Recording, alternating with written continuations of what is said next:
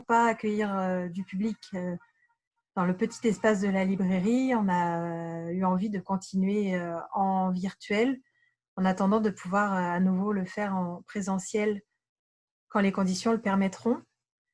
Donc aujourd'hui, c'est sur la langue chinoise. Je vous indique tout de suite les 2 prochaines dates. La semaine prochaine, jeudi prochain, à la même heure, il y aura une présentation de livres au profit de SOS Méditerranée avec 2 auteurs jeunesse, François Place et Christophe Besse. Je vous invite vraiment à nous rejoindre à cette occasion parce que ça va être vraiment une belle rencontre aussi. Et si vous êtes parmi nous aujourd'hui, c'est que vous aimez, vous vous intéressez à la Chine. Et du coup, je vous conseille aussi de nous rejoindre le jeudi d'après, donc le 18, où on sera en photo Ouais.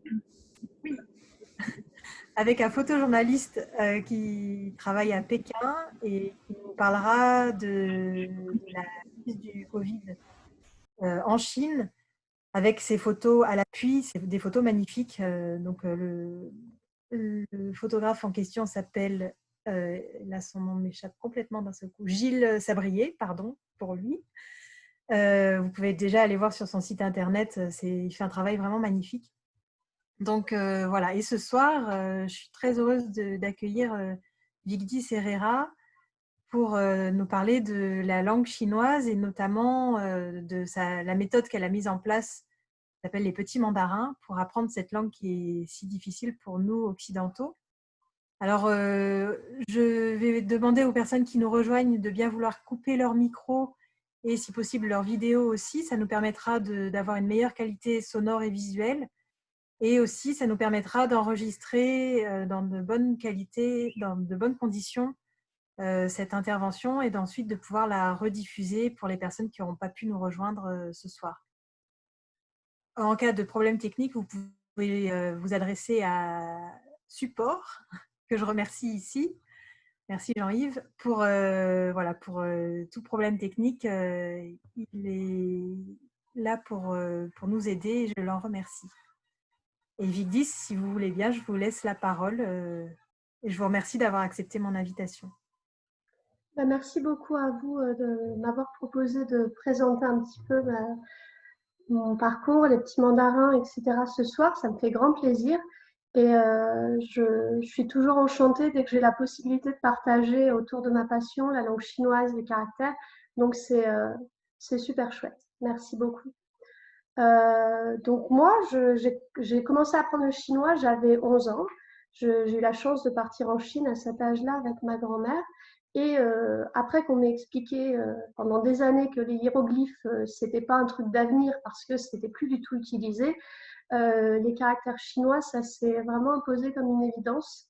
Ça m'a énormément plu, ça m'a subjuguée en fait. Quand je suis arrivée en Chine, je me suis dit, mais moi je vais apprendre à déchiffrer ça, je vais apprendre à lire ça. Et, ça fait 20 ans et je suis toujours là-dedans. Donc, comme quoi, les passions, elles restent un moment. Et donc, j'étais en région parisienne à cette époque-là. Et il fallait que je trouve un établissement pour m'inscrire pour faire du chinois. Et en fait, il n'y en avait pas. C'était au tout début des années 2000. Il n'y avait absolument pas d'école autant d'écoles en fait qui proposaient cette langue. Et du coup, j'ai dû passer par le CNED. Il se trouve qu'à l'époque, c'était peut-être la première ou la deuxième année qu'il faisait ça. Maintenant, le programme a évolué. Mais on recevait 2 pavés comme ça pour l'année. On les recevait vers novembre. Il fallait tout avoir rendu en avril. Et il y avait une 50aine de mots par leçon. Je crois que c'était 6 leçons par section, etc. Enfin, même en licence, je crois qu'il n'y avait pas autant de mots que ce que j'ai pu avoir à apprendre de la 4e à la terminale. Donc, ça a été très vite très frustrant parce que j'étais passionnée, mais la méthode ne me convenait pas. La méthode, elle commençait par la phonétique. Il y avait des chapitres et des chapitres de phonétique. Moi, ça ne m'intéressait pas. Je voulais apprendre les caractères et puis je voulais apprendre à parler. Mais faire des sons, faire des gammes, c'était pas trop ce que j'étais venue chercher. Donc, je me suis un peu démotivée de ça. Et à chaque fois que j'essayais de me raccrocher au wagon, en fait, le rythme était beaucoup trop rapide, vu qu'il y avait 6 mois pour faire l'année. Et ça a été un fiasco total. Ma note au bac qui est classée secret des forces. Voilà. Mais vu que j'étais toujours passionnée et convaincue que ce que je voulais faire, c'était continuer à apprendre, en tout cas à bien commencer et aller à fond là-dedans, je suis partie vivre en Chine pendant 1 an, l'année qui a suivi mon bac.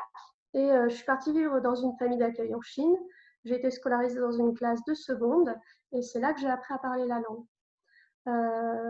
Vu mon âge, c'était le seul cadre légal dans lequel j'avais le droit de partir, parce qu'en tant que mineur, on ne pouvait pas partir dans une université en Chine ou quoi que ce soit d'autre.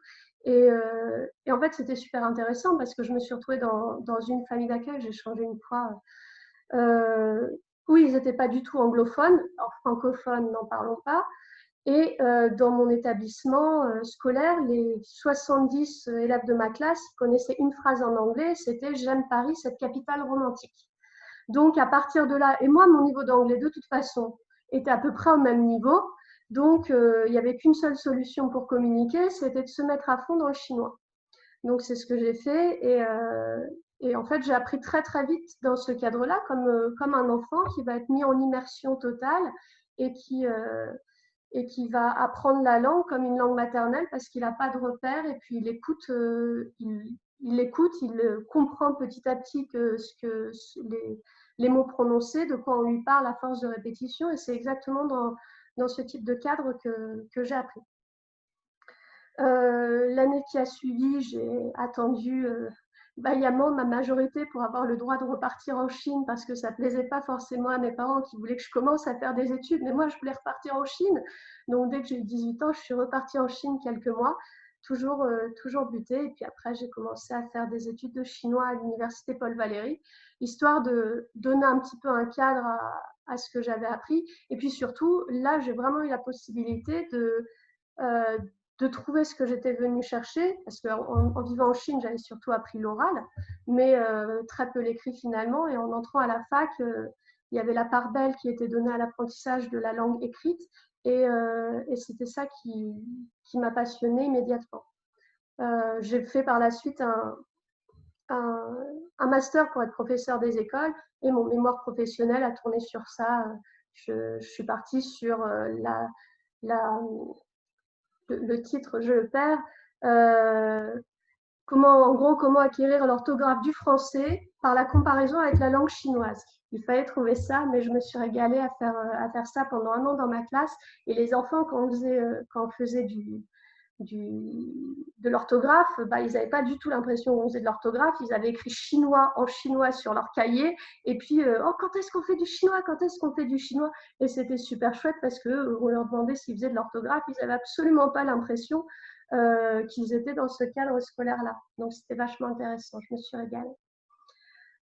Donc après, je suis devenue professeure des écoles et j'ai enseigné le chinois à Montpellier pendant quelques temps. Et même dès que je suis revenue de Chine, quand j'étais plus jeune, j'ai toujours donné des cours particuliers. Et je me suis rendu compte que moi, le cadre que j'avais, le contexte que j'avais plutôt d'enfant passionné par son truc, mais toutes les méthodes, elles n'étaient pas adaptées parce qu'elles n'étaient pas pensées pour des enfants, elles n'étaient pas très intuitives et puis elles étaient surtout calquées sur les modèles des manuels scolaires de toutes les autres langues, à savoir, par exemple, le premier chapitre, je parle de moi, le deuxième chapitre, je vais parler de ce que j'aime faire, de ce qui me plaît, de mes hobbies. Sauf qu'en chinois, quand on va dire écrire surtout le mot football, il y a 3 caractères, il y a 12 traits. Le gap est beaucoup plus important à franchir en chinois que dire en anglais que tu aimes jouer au foot. Donc en fait, ça a été calqué sur ce type de modèle. Et en fait, tous les enfants que j'ai suivis, c'est là qu'ils ont lâché. Sauf que c'était dommage parce que c'est que le deuxième chapitre. Donc on a beaucoup de gens qui arrêtent parce qu'en fait, il n'y a pas vraiment eu de grosses c'est un enseignement qui est récent en France. Il y a une longue histoire avec l'INALCO, mais c'était très sectorisé. Il n'y a pas une longue histoire de l'enseignement généralisé du chinois et donc de pistes de réflexion d'enseignants qui se sont dit on va essayer de trouver des pistes pour répondre aux problématiques. Actuellement, toutes les méthodes de chinois, elles sont calquées quasiment sur ce qui vient de Chine et ce qui a été imposé par la Chine dans un cadre de diffusion de la langue, tout comme on va le faire, nous, en France, avec les alliances françaises. Donc, c'est un petit peu dans ce cadre-là que l'enseignement du chinois s'est fait, même s'il y a eu des personnes qui ont permis d'accélérer ce processus, qui ont fait évoluer l'enseignement du chinois. Néanmoins, vu que maintenant c'est de plus en plus généralisé, on permet à tout le monde d'apprendre le chinois, on est beaucoup moins élitiste. Avant, c'était les écoles de commerce, c'était les enfants qui avaient un certain niveau scolaire qui avaient le droit d'accéder à ça. Et moi, mon combat personnel, c'est de me battre contre ça, parce qu'à partir du moment où on est passionné, on peut faire ce qu'on a envie. Donc, c'est vraiment ce à quoi on essaye de travailler énormément avec les petits mandarins, parce que c'est très frustrant et j'en sais quelque chose de se lancer dans un apprentissage et de ne pas y arriver, non pas parce qu'on n'est pas capable de le faire, mais parce que les méthodologies ne nous sont pas adaptées. Donc voilà, c'est pour ça que je suis enchantée que la méthode que j'ai proposée ait rencontré son public et puis surtout rencontrer des éditeurs qui nous ont fait confiance, qui nous ont publié et savoir que malgré donc, ma note au bac classée secret défense, maintenant mes manuels de chinois à moi vont être diffusés dans les écoles.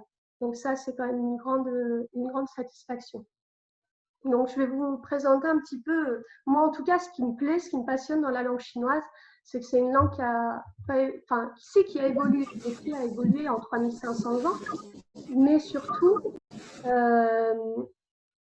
il est resté très graphique. Les caractères sont toujours les mêmes avec des variations au fil des années, mais il n'y a pas eu, comme on peut l'avoir eu sur notre territoire, diverses langues, divers alphabets qui se sont succédés pendant plus de 3000 ans. Nous, on en a connu des langues sur notre territoire avec les invasions, les peuples qui ont imposé leur écriture, et c'est ce qui a fait notre écriture actuelle, hein, notre alphabet, notre langue française.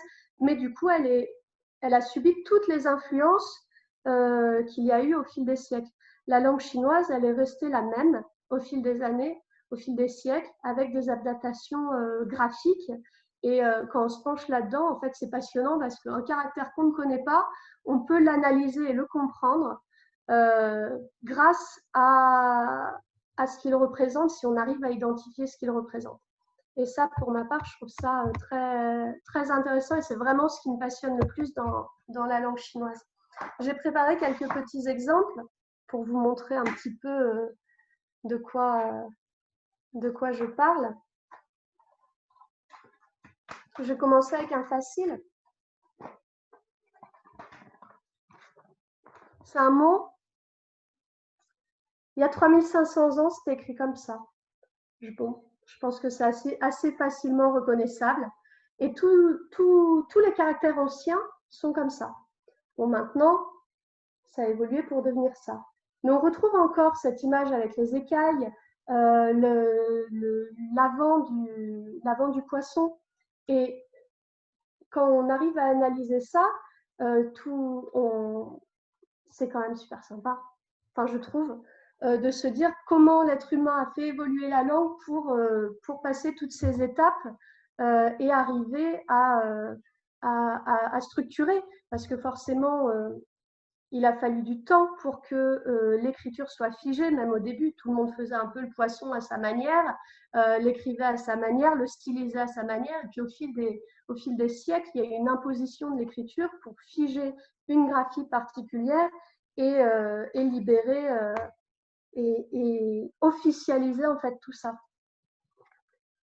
Là, par exemple, on a l'eau. Et en fait, par rapport au caractère actuel, on retrouve encore, je trouve, ces éléments, ce cours d'eau qui défile. Un autre qui est facilement identifiable, le cheval, qui est devenu ça au fil des ans. Il faut savoir aussi que en 1949, quand Mao est arrivé au pouvoir, il y avait 90% d'illettrisme. Parce que les caractères avaient beaucoup de traits et que l'accès à l'éducation n'était pas là pour tous les Chinois. Du coup, il a fait simplifier l'écriture. L'écriture est passée d'une moyenne, si je ne dis pas de bêtises, de 12 traits à 8 par caractère. Du coup, là, ce que je montre, ce sont les caractères simplifiés par Mao. Ceux qui sont en usage en République populaire de Chine, mais pas à Hong Kong et à Taïwan, par exemple. Ensuite, quand on s'intéresse à ça, on retrouve, voilà, là on a le mot femme qui a les genoux pliés et qui serre les bras. On le retrouve toujours après dans sa manière d'être écrit maintenant. Historiquement, tous les caractères chinois étaient des pictogrammes, donc ça veut dire qu'ils représentaient quelque chose. Sauf qu'au bout d'un moment, on ne pouvait pas tout représenter, on ne pouvait pas tout symboliser. C'est vachement facile de symboliser, de faire un dessin qui représente le mot femme, qui représente le mot cheval, mais faire un dessin qui représente une émotion, un concept, une idée, ça devient beaucoup plus compliqué.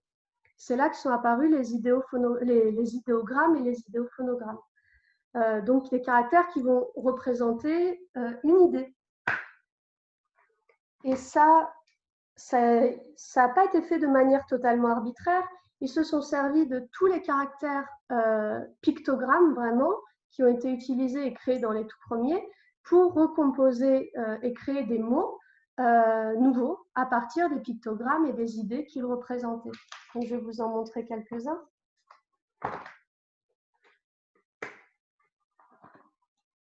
Donc, par exemple, là, on a l'élément qui représente l'enceinte, la frontière, et dedans, on a le mot homme.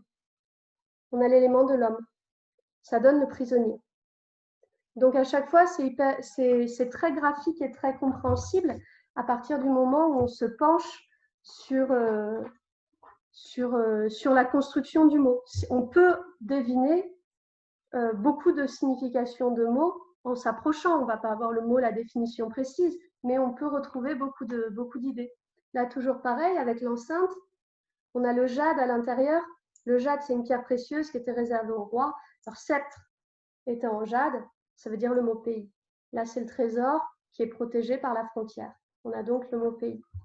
Et beaucoup de caractères chinois vont se construire comme ça. Il y a d'autres constructions qui sont intéressantes. On a le mot arbre.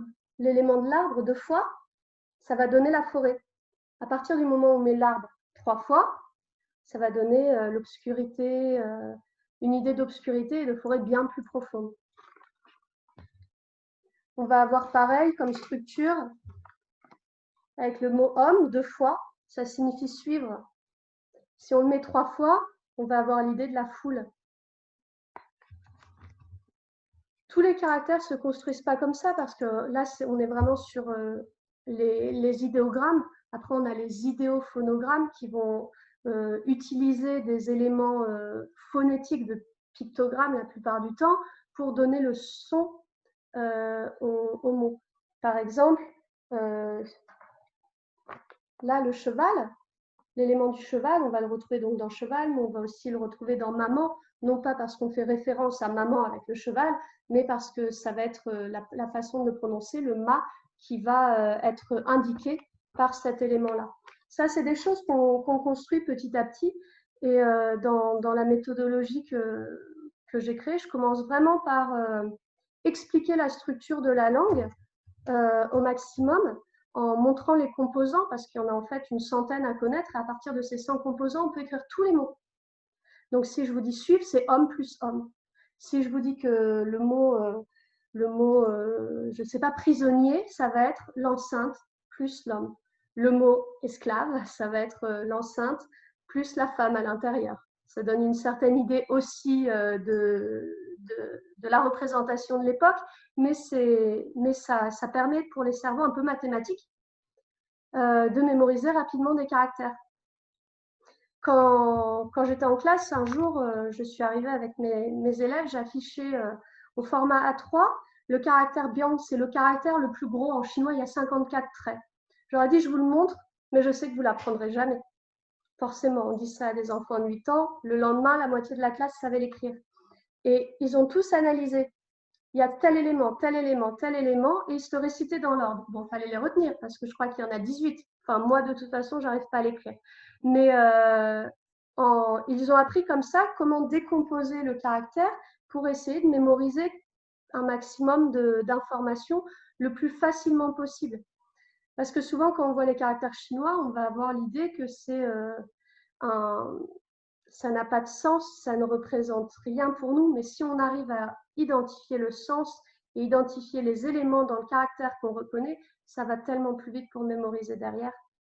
Donc vraiment, la méthodologie des petits mandarins, elle se base beaucoup sur cette connaissance des composants, cette centaine de composants, pour arriver à mémoriser au maximum de caractères par des formules mathématiques. 100, ça peut paraître beaucoup. Il faut savoir qu'en français, il y a 190 associations graphiphoniques. Donc, j'entends par là le son O qui va s'écrire EAU, AU, etc., etc. On en a 190. Et on a réussi à les retenir. Donc, il n'y a pas de raison et ça n'a pas de sens. Il n'y a pas de sens, il y a une logique, mais il n'y a pas de sens. On ne retrouve pas des indications de sens quand on les voit. Tandis que là, il y a une indication de sens. Donc, finalement, ce n'est pas plus compliqué. Tout ça, c'est vraiment comme les indications qu'on va avoir avec le radical, le préfixe, le suffixe.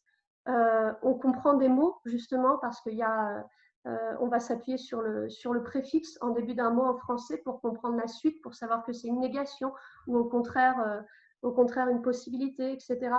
Et ben, en chinois, c'est pareil. C'est des indices qu'on retrouve dans la langue qui vont guider sur le sens d'un mot. Si je vous dis, je ne sais pas moi, par exemple, naviguer, on a le navi qui nous donne une indication comme quoi ça va être en référence avec le fait de flotter, d'être sur la mer. On va le retrouver dans navire, naviguer, navigation, etc., etc. En chinois, c'est pareil. Pour tous ces mots, on va retrouver l'élément du bateau. Aviation, c'est pareil. Aviation, aviateur, etc. En chinois, on les retrouve. Pour les véhicules, j'avais beaucoup travaillé sur les véhicules avec mes élèves, donc je les ai tous en tête. Pour les véhicules, c'est pareil. Et en chinois, on va retrouver aussi l'élément du véhicule pour la roue du moulin. Et parce qu'il y a une logique, ça tourne. Donc, on retrouve tous ces éléments dans la langue française et on peut s'appuyer sur des choses qu'on connaît pour comprendre la structure d'autres langues. Donc ça, c'est vraiment quelque chose que je trouve assez passionnant dans la comparaison linguistique et dans tout ce qu'on peut découvrir parce qu'on le sait déjà en fait. On le sait déjà parce qu'on le sait intuitivement dans notre langue. Il faut juste voir la manière dont on arrive à le transposer pour arriver facilement à mémoriser et passer le cap de se dire que le français c'est horrible, que le chinois c'est horrible, on n'arrivera jamais à le mémoriser. Les gens me disent souvent, il y a 50 000 caractères en chinois. Non. Oui, il y en a 50 000, mais je ne connais pas un seul chinois qu'on connaisse autant. La moyenne, elle tourne autour de 5 000 caractères. La bonne moyenne. Il y a une vidéo qui tournait sur les réseaux sociaux chinois où dans la rue, ils se faisaient interviewer et filmer par quelqu'un qui leur disait « Vous savez écrire carotte en chinois ?» Bah oui, c'est trop facile, je sais écrire carotte. Et donc, il leur donnait une feuille, un stylo, il leur faisait écrire carotte et ils se rendaient compte qu'ils avaient oublié comment l'écrire. Parce qu'en fait, ils s'écrivent uniquement avec les doigts. Sur les portables, on écrit de moins en moins manuellement et ils avaient oublié comment écrire ce mot dans leur langue. Donc, quand je dis 5000, c'est vraiment une bonne moyenne. Et ça ne veut pas dire que c'est des illettrés qui n'y arrivent pas. C'est juste qu'en chinois, il y a 2 compétences à acquérir quand on apprend la langue écrite. Il y a la compétence passive, c'est-à-dire je vois un caractère, je le reconnais. Je ne suis pas encore en mesure de l'écrire. Mais la première étape, c'est celle-là, obligatoirement. Reconnaître et lire. Et la deuxième étape, c'est réussir à le transcrire graphiquement.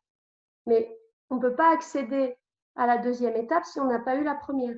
Donc, c'est normal, c'est un processus d'apprentissage tout à fait normal. Moi-même, il y a beaucoup de caractères que je sais lire, mais si on me demande à blanc de les écrire, il y a des chances que je fasse des fautes.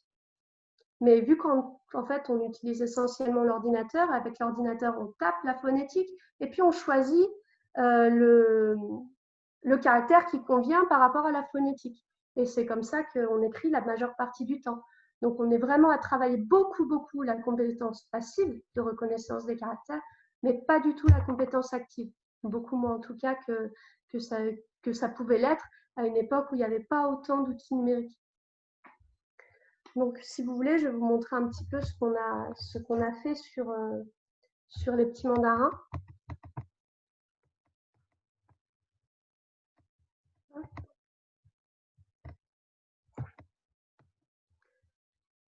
Donc, à la base, on avait créé les petits mandarins à destination des enfants parce que c'est le public que je trouvais le plus intéressant personnellement.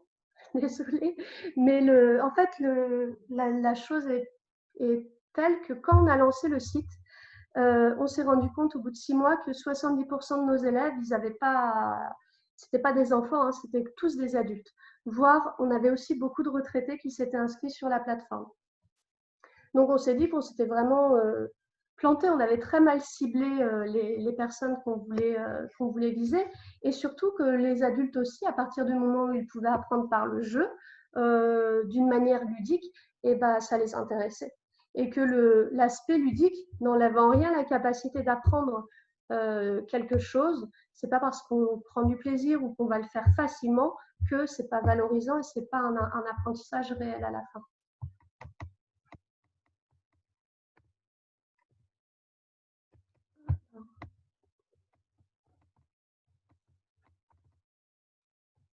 Alors généralement, ça c'est ce que je vois, c'est qu'il y a beaucoup, beaucoup de gens qui abandonnent leur apprentissage du chinois. Quand on a lancé la société, à chaque fois que j'en parlais, on avait les gens qui me disaient « Oh ouais, c'est génial le chinois, mon fils il a fait du chinois et puis il a arrêté ». Toutes les personnes m'ont dit ça tout le temps, tout le temps, tout le temps. Sauf que c'est vachement dommage parce que s'il s'est lancé dans l'apprentissage du chinois, c'est que ça l'intéressait, qu'il avait la curiosité d'y aller et que le système n'a pas pu lui permettre d'assouvir sa curiosité. Donc, c'est là qu'on s'est rendu compte qu'on avait peut-être un rôle à jouer pour éviter ce genre de problématiques.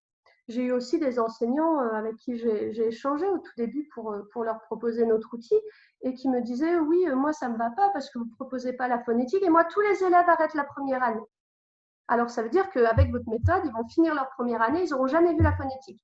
Je dis que moi, mon objectif, c'était qu'aucun de ces élèves n'arrête la première année et qu'ils découvrent la phonétique en temps et en heure et qu'à la fin de la première année, ils aient acquis suffisamment de vocabulaire et de capacité langagière pour avoir envie de continuer à être fiers d'eux. Ça n'a pas forcément eu l'effet escompté sur la dame, mais ça m'a semblé assez révélateur aussi d'un certain blocage sur les méthodologies employées et un certain, comment dire, je cherche mon mot, un certain découragement des enseignants face à leurs élèves qui arrêtent. Et puis, dans les premières années, ils vont avoir une classe de 30 et puis à la fin, ils vont être que 4 ou 5. Et c'est dommage de laisser autant de personnes sur le bord du chemin. Vraiment, notre méthode, elle est basée sur aussi le fait de ne pas présenter le pinyin et la phonétique du chinois en tout début. Parce que la phonétique du chinois, ça induit en erreur. Il faut savoir que dans les programmes de l'éducation nationale, pour les sections internationales chinois, il est interdit de présenter le pinyin en première intention avant la fin du CM2 pour des enfants qui démarrent en CE1. Donc notre méthode, elle a été basée sur ça. Tout simplement parce que des enfants qui sont apprentis lecteurs, si on leur dit que le ZH, c'est un son, que le H va se prononcer d'une certaine manière, etc., etc., tous les changements entre la phonétique du pinyin, le pinyin, c'est la transcription graphique en alphabet latin des caractères chinois. Si on utilise cette transcription graphique, les enfants vont lire à la française, et donc ils vont mal prononcer. Et il est bien plus long de mal apprendre, désapprendre et reapprendre correctement. Donc, à chaque fois, moi, dans mes classes, j'ai toujours interdit le pinyin parce que je me suis rendu compte que les élèves prononçaient beaucoup plus mal quand ils utilisaient le pinyin parce qu'ils se raccrochaient à ça comme, comme à une béquille, en fait, parce qu'il se disait que c'était plus facile que d'apprendre les caractères que de savoir lire le pinyin, sauf qu'il le prononçait super mal. Donc, c'est une béquille qui n'est pas une bonne aide. J'avais suivi des cours aussi à l'Institut Confucius à un niveau avancé et j'ai fait le même constat dans les personnes qui étaient avec moi. Il y avait des personnes qui avaient appris le chinois pendant 4 ou 5 ans et qui n'arrivaient pas à lire un texte en pinyin. Alors qu'après autant d'années d'études, ça devrait être intuitif de lire les caractères et de bien les prononcer correctement. Donc j'ai trouvé que c'était très dommage d'en arriver là. Pour moi, c'est exactement la même chose que de faire démarrer l'apprentissage du piano une fois qu'on est capable de lire et chanter une partition sans instrument de musique. Pour moi, l'apprentissage du chinois tel qu'il est préconisé actuellement avec un démarrage par le pinyin, c'est exactement la même chose. On décourage parce que, pareil, si on fait du solfège avant de jouer d'un instrument, on est venu chercher l'instrument.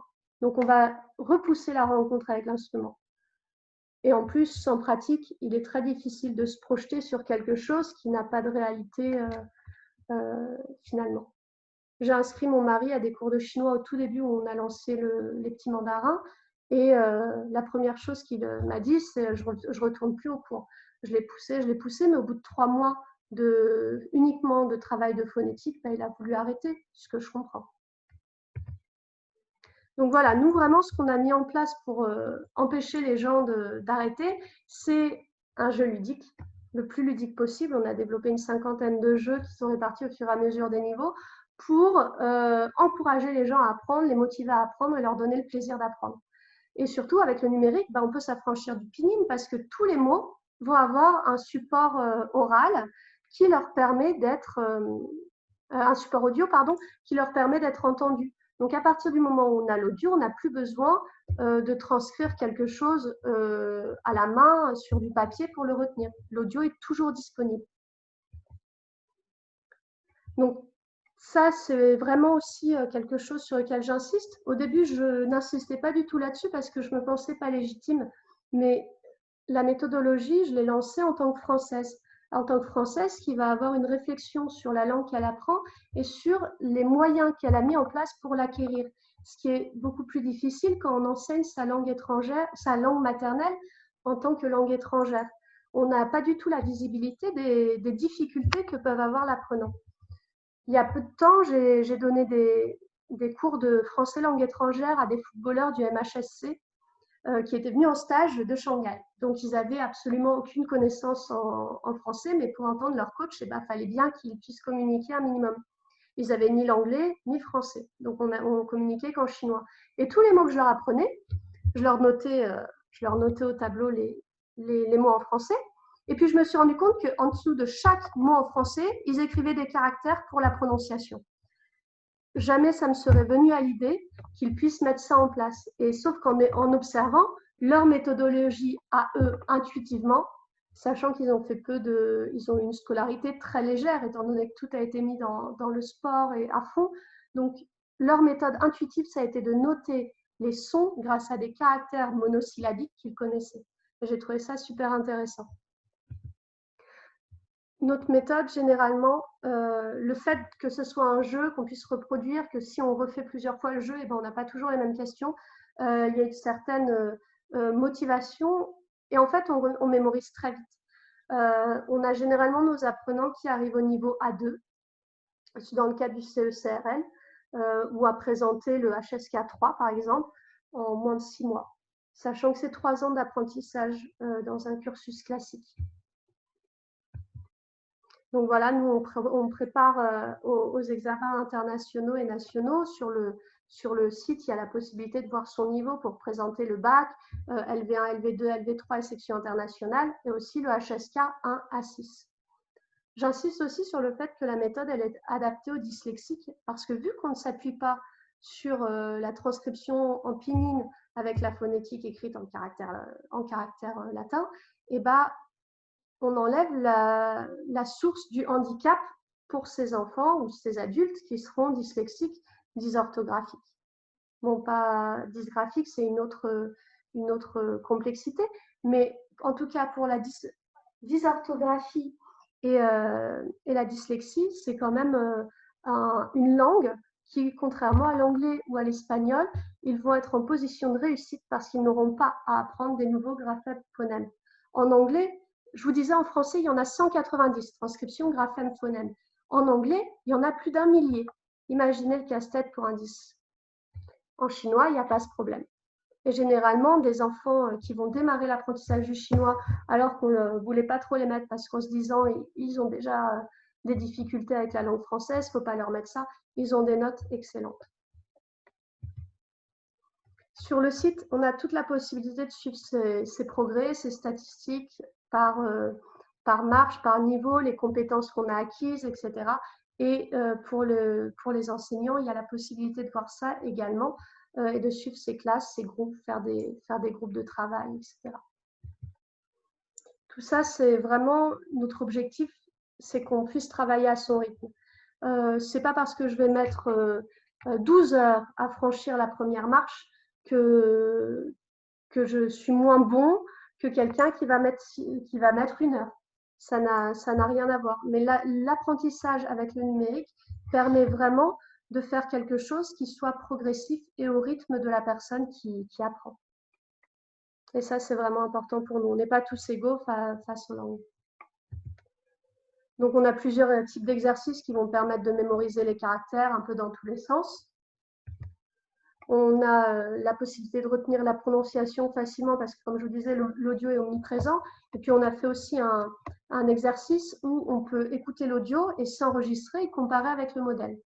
On n'a pas la fonction qui est de pouvoir s'enregistrer et de se faire corriger parce que ce n'est pas au point. La technique n'est pas encore au point. Du coup, on peut prononcer mal, mais ça passe, ou alors le curseur est beaucoup trop difficile. J'ai eu une démonstration avec une chinoise qui a redit 6 fois le mot qu'elle voulait dire en chinois avant que ça soit reconnu, sauf qu'elle était chinoise.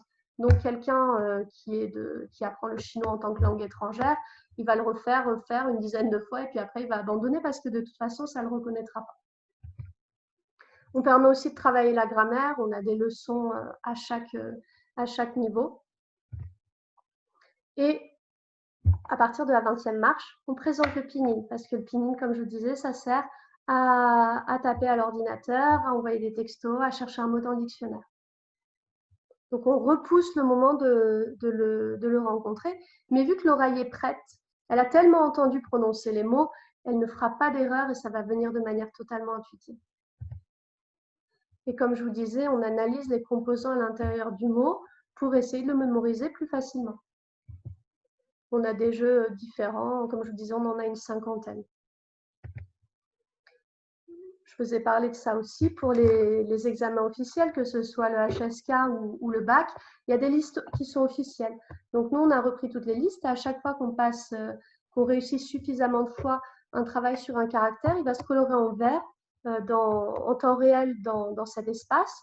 Et aussi, on peut voir si on est prêt ou non à aller présenter son examen. Comme je vous disais, notre objectif, c'est vraiment, vraiment de rendre l'apprentissage du chinois beaucoup plus facile.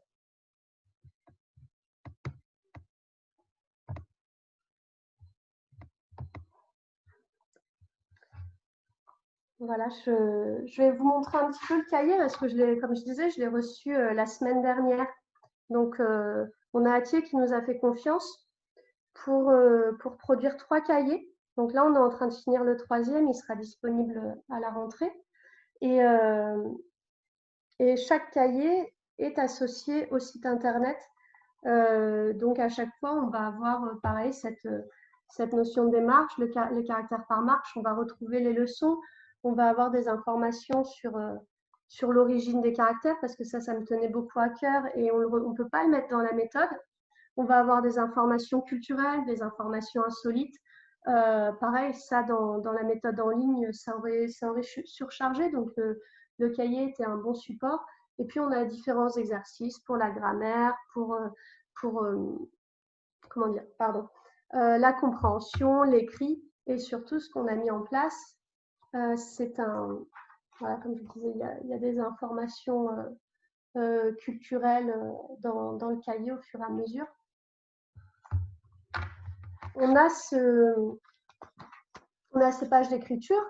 Et dans tous les cahiers, il n'y a pas assez de place pour le réécrire suffisamment de fois. Et ce n'est pas parce qu'on l'a écrit 10 fois qu'on va le mémoriser si on a une mémoire qui nécessite d'écrire pour mémoriser. Donc, on a fait mettre un calque. Alors, je vous préviens, là, c'est mon spécimen. Donc, le calque est en décalé. Mais ça ne sera pas comme ça après.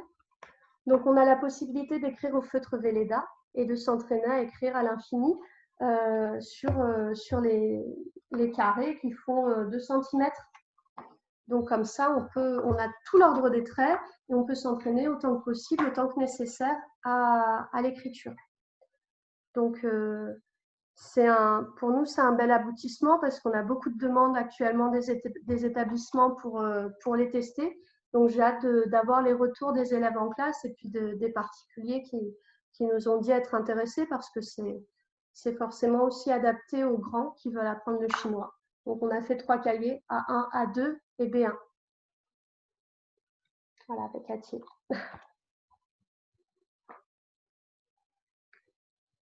Voilà, je ne sais pas si vous avez des questions. Merci beaucoup pour cette présentation. Oui, s'il y a des questions, n'hésitez pas, on n'est pas très nombreux, donc vous pouvez prendre la parole directement en réactivant les micros ou bien par écrit à l'aide du chat qui apparaît si vous cliquez en bas sur l'icône converser. Alors, moi j'ai une petite question. Vous m'avez dit la dernière fois qu'on s'est vu que vous envisagiez un développement de la méthode pour d'autres langues que le français. Comment vous vous y prenez? Alors, on travaille à partir du principe qu'il y a la même problématique parce que les transcriptions graphiphonies ne sont pas les mêmes dans toutes les langues. Du coup, là, on est en train de voir avec des traducteurs, avec les enseignants pour tester la méthode depuis l'anglais, la méthode depuis l'allemand, etc. Parce qu'en fait, on a beaucoup de demandes. On a surtout des demandes d'écoles de commerce qui veulent utiliser la méthode et qui ne peuvent pas parce que tous leurs élèves, la majorité de leurs élèves sont anglophones. On a des demandes d'Allemagne depuis un moment pour des enfants qui veulent apprendre le chinois avec la méthode, des parents qui sont frustrés que ça soit qu'en français alors que leurs enfants lisent qu'en allemand, etc. Donc, on s'est dit qu'on allait lancer plus largement à partir de septembre. Ça sera disponible dans 5 autres langues pour apprendre le chinois. Super. Il y a une question de Christine qui demande comment se construit la grammaire du chinois. Alors, la grammaire du chinois, c'est peut-être l'aspect le plus simple. Enfin, simple. C'est, disons, facilitant, parce qu'au début, la grammaire du chinois, elle est très facile. Les règles plus importantes, c'est qu'il n'y a pas d'orthographe, il n'y a pas d'accord de genre, il n'y a pas d'accord de nombre, il n'y a pas de conjugaison. Donc, généralement, tout le monde sourit quand on dit ça, ça séduit tout le monde, mais c'est ce qui fait la particularité de la langue. Par exemple, pour dire demain j'irai quelque part, on va dire je, demain je, allez. En fait, c'est le complément circonstanciel de temps qui va donner l'indice sur le temps de la phrase, essentiellement. Après, quand on évolue, on va se rendre compte qu'il y a des petits caractères qui vont donner des informations sur le temps et des mots qui ne peuvent être exploités que selon le temps de la phrase. Mais de manière basique, la grammaire chinoise est vraiment beaucoup plus simple que la grammaire française. La vraie complexité pour les étrangers qui apprennent le français, c'est la grammaire et la conjugaison. Déjà, en chinois, il n'y en a pas. Il n'y a pas de déclinaison non plus. Est-ce que c'est une méthode qui serait adaptée pour d'autres langues à idéogramme? Je pense par exemple au japonais. Est-ce que vous avez déjà testé?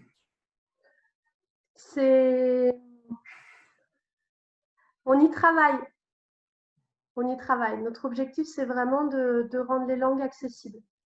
Donc, le travail sur l'idéogramme, même les gens qui apprennent le japonais, la difficulté qu'ils ressentent, c'est le passage au kanji qui leur pose un souci, qui leur fait peur. Et souvent, cet apprentissage est retardé parce que par rapport aux autres alphabets, ça leur fait. Ils se disent que ça, c'est la vraie difficulté, qu'ils le feront plus tard. Moi, personnellement, ce qui me fait peur dans le japonais, c'est quand on m'a dit qu'il y avait 2 alphabets différents. Donc voilà, c'est pertinent aussi pour l'apprentissage du japonais. Et on a beaucoup d'étudiants qui apprennent le chinois avec les petits mandarins parce que, en vrai, ils font du japonais et ça les aide pour être Bonsoir, j'ai une question. Bonsoir. Je ne peux pas démarrer ma vidéo, peut-être que c'est normal, mais bon. On les avait coupés pour l'enregistrement Ah oui, de l'intervention, mais elle peut être remise en… d'accord. Alors attendez, je vais le faire. C'est Voilà. plus sympa de se voir. Voilà. Bonsoir. Donc moi, je ne suis pas du tout enseignante, je suis juste maman de 2 enfants et on a eu envie de se lancer dans les petits mandarins il y a 1 an et demi. Et il se trouve que je me suis prise au jeu parce qu'à l'époque, ils avaient 8 ans et 6 ans. Donc, j'étais avec eux pour les encourager. Et puis, je me suis prise au jeu aussi. Donc, finalement, on fait tous les exercices ensemble, les marches ensemble. On y va très, très lentement. Bon, je n'ai pas vraiment de questions. Hein. C'est plus un remerciement aussi par rapport à tout ce que vous avez mis en place avec cette appli. Donc, je constate en fait qu'ils prennent énormément de plaisir à faire et refaire. On le fait assez lentement, d'autant que je ne les ai pas tous les jours, toute la semaine. Donc là, on n'en est qu'à la 6e ou 7e marche. Mais j'ai commencé à leur dire que ça pouvait être bien peut-être de s'entraîner à écrire. Et comme dès le départ, ils étaient sur le visuel, la reconnaissance et l'audio, ils ne sont pas du tout attirés par le graphisme pour l'instant. Je suis arrivée en cours de réunion, donc je suis arrivée au moment où vous en parliez un petit peu. Je leur avais acheté même un tapis magique avec l'eau qui s'efface. Ça ne les a pas forcément trop attirés pour l'instant. Maintenant, je pense que, si ma question, c'est là, ils sont tous les deux en primaire. Au collège, il n'y aura pas d'enseignement du chinois d'après ce que j'ai compris. Par contre, au lycée, ça pourrait peut-être être le cas. Est-ce que je peux continuer comme ça sur ma lancée tant qu'ils prennent plaisir, ils avancent, ils avancent, ils avancent. Et peut-être, est-ce qu'à un moment donné de leur scolarité, moi, j'aurais une démarche à faire pour qu'ils valident un certain niveau ou est-ce que ça reste vraiment dans la famille et puis on…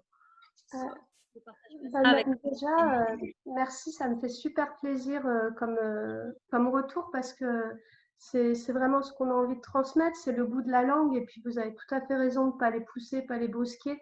C'est bien qu'ils avancent à leur rythme parce que sinon, ça crée de la frustration. Pour l'anecdote, un jour, j'ai reçu un message sur LinkedIn d'un monsieur qui m'a demandé comment faire pour enseigner le chinois à sa fille de 6 mois. Donc, voilà, je trouve que c'est bien de ne pas mettre de pression et de laisser le plaisir parce que si on force trop, ben, on va brusquer et créer plutôt un refus qu'autre chose. Donc, je pense que votre démarche, elle est bien et surtout s'ils continuent à avoir du plaisir. On a aussi beaucoup de retours de parents qui s'y sont mis parce qu'ils ont mis leurs enfants. Donc, c'est chouette quand c'est une aventure familiale. En plus, ça permet aux enfants d'apprendre qu'on apprend à tous les âges de la vie et que ce n'est pas parce qu'on est adulte qu'on sait tout. Donc, je trouve que c'est une belle leçon d'éducation aussi à leur donner. Pour répondre à votre question, c'est vrai qu'après, chacun est différent. C'est pas parce qu'ils n'ont pas envie de passer à l'écrit qu'ils n'en sont pas capables. Moi, j'ai pas besoin de passer à l'écrit pour mémoriser un caractère. Ça m'a jamais plu. Premier caractère, je l'écris une fois, je reste concentrée. Deuxième, je suis toujours concentrée. Le troisième, je pense à la liste de courses. Le quatrième, je pense… Voilà, ma mémoire se fiche pas dessus. C'est pas les moyens mnémotechniques que moi j'ai mis en place pour mémoriser les caractères. Mais tout le monde est différent. Donc peut-être que si ça les intéresse pas, c'est qu'ils n'ont pas besoin de ça aussi. Après, ça ne veut pas dire qu'il ne faut pas le faire de temps en temps parce que sinon on ne valide pas non plus la connaissance. Mais je pense qu'il ne faut pas brusquer parce qu'on a tous vraiment des moyens de mémoriser différents. Et si on se fiche sur une méthodologie, une manière d'apprendre, c'est brusquant. Moi, on m'a toujours appris que pour mémoriser mes caractères chinois, il fallait que je les écrive. Sauf que je n'ai jamais appris comme ça, je n'ai jamais réussi. J'ai réussi à mémoriser le jour où j'ai compris la structure, l'assemblage des éléments dans le caractère. Sinon, ça ne m'intéressait pas de faire des lignes pour faire des lignes. Donc, je comprends tout à fait d'un point de vue d'enfant, qu'on puisse ne pas avoir forcément envie de faire ça. Après, tout ce qui est méthode Montessori, c'est sympa. Écrire avec le doigt dans un bac de semoule, des trucs comme ça permet de passer par l'écrit d'une autre manière, sans forcément utiliser des outils graphiques traditionnels. Et ça peut être un bon moyen de faire passer ça pour un jeu, plus que pour quelque chose sous forme de travail. Et pour votre dernière question, là, on travaille avec Ati à partir de la rentrée. Et je ne sais pas encore, je n'ai pas de réponse à vous donner, mais ils sont jeunes, donc on a le temps de trouver la réponse adéquate. Mais il n'est pas impossible que le fait de valider quelque chose sur le site, qu'il soit validé d'un point de vue académique, parce que c'est la progression qui est aussi validée par Atier, etc., on ne puisse pas arriver à trouver quelque chose et à faire une forme de certification adaptée aux enfants qu'on pourrait créer nous. Enfin, voilà, il y a beaucoup de possibles. Je sais que dernièrement, j'ai fait une attestation pour une petite fille qui voulait rentrer en section internationale chinois en 6e. Elle avait besoin d'un certain niveau de chinois. Elle a atteint le niveau A2 en moins d'un an pour rentrer en 6e, donc 46 marches. Elle a fait un travail colossal avec sa maman. Mais moi, j'ai fait une attestation en ma qualité de dirigeante d'organisme de formation disant que cette petite fille avait atteint ce niveau-là. Donc ça a aussi une valeur, une semi-valeur académique parce qu'elle a été prise. D'accord, ok. Bon. Voilà. Ok, super. Merci. Merci en tout cas. Je vous en prie. Merci à vous. Il y a une question d'Estelle qui demande pourquoi l'écrit est différent à Taïwan et Hong Kong. Alors, ça, c'est un côté vraiment historique. La Chine, c'est un empire qui a beaucoup bougé au fil des siècles, mais le territoire est resté quand même relativement stable. Plutôt des siècles, des millénaires, le territoire est resté relativement stable. Hong Kong, en fait, quand Mao est arrivé au pouvoir en 1949, c'est le fruit des révolutions qu'il y a eu à la fin de l'Empire chinois. En 1900, je vais dire une bêtise, autour des années 1910, j'ai plus la date précise en tête. Mais en fait, pendant un certain temps, il y a eu des révoltes dans tout le pays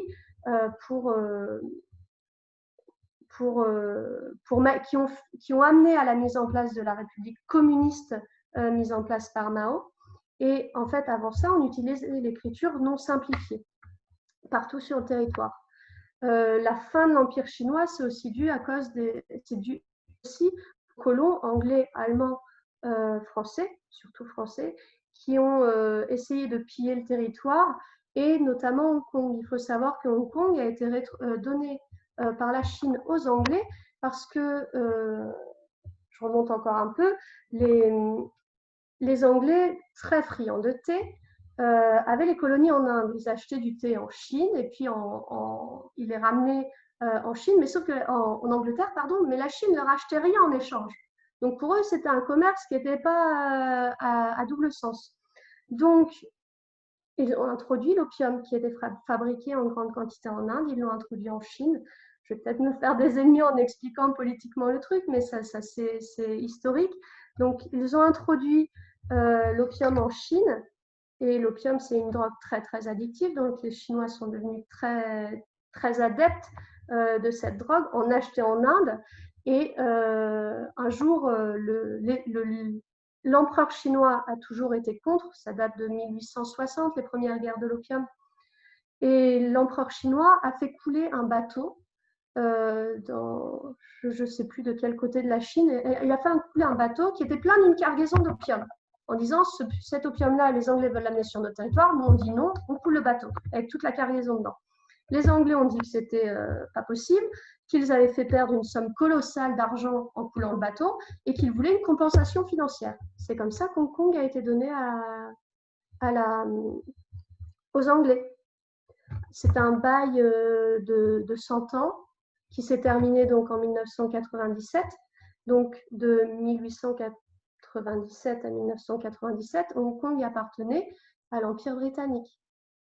donc n'a pas connu la révolution culturelle, n'a pas été dirigé par Mao, et donc l'écriture est restée toujours la même. Ça, c'est pour la partie Hong Kong. Pour la partie Taïwan, là, on est encore plus politique. Avant Mao, donc, il y avait plusieurs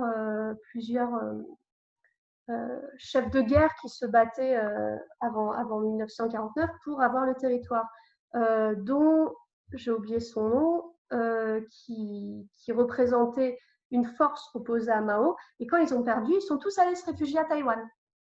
Donc, c'est pour ça que la reconnaissance de Taïwan par la Chine comme État indépendant, etc., c'est très, très compliqué, parce que pour la Chine, c'est un État qui appartient toujours à la Chine, parce que ça a toujours fait originellement partie de la Chine, alors que depuis quasiment 100 ans maintenant, c'est un autre gouvernement qui a été mis en place là-bas, et donc toujours un autre gouvernement qui n'a donc pas mis en place la politique de Mao, à savoir la simplification de l'écriture.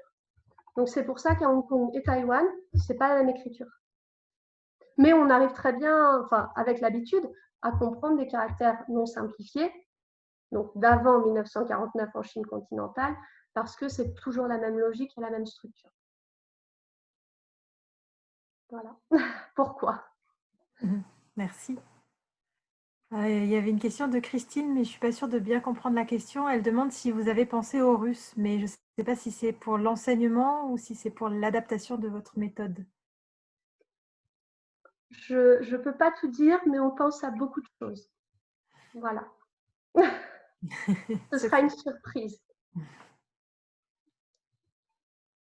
Elle disait oui pour l'adaptation. Mais Donc du russe vers le chinois.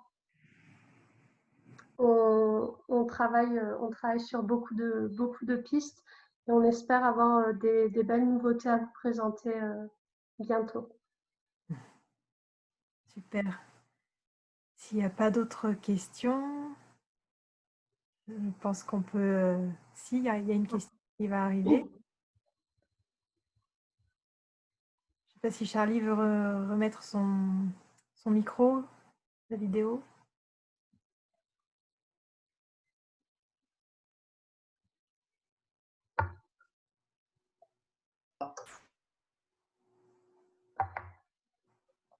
Mince. Quoi? Ah ouais, ça marche pas. Pourquoi? Si ça, ça y est. Alors, je vais poser la question moi pour toi, si tu veux. Alors, bonjour. Bonjour. On voudrait savoir, ma fille est un peu timide, elle ne veut pas poser la question elle-même. Quelle est la différence entre le japonais et le chinois? Alors, la différence entre le japonais et le chinois. On va repartir dans l'histoire.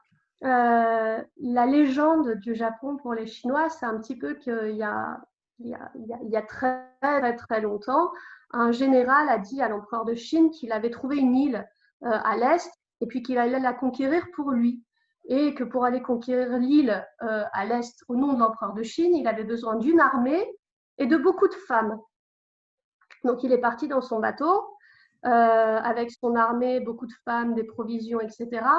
Et sauf qu'en fait, il n'a jamais étendu l'empire pour l'empereur de Chine, et puis il s'est un peu imposé là comme roi tout seul. Et il a fait un petit peu un pied de nez à l'empereur.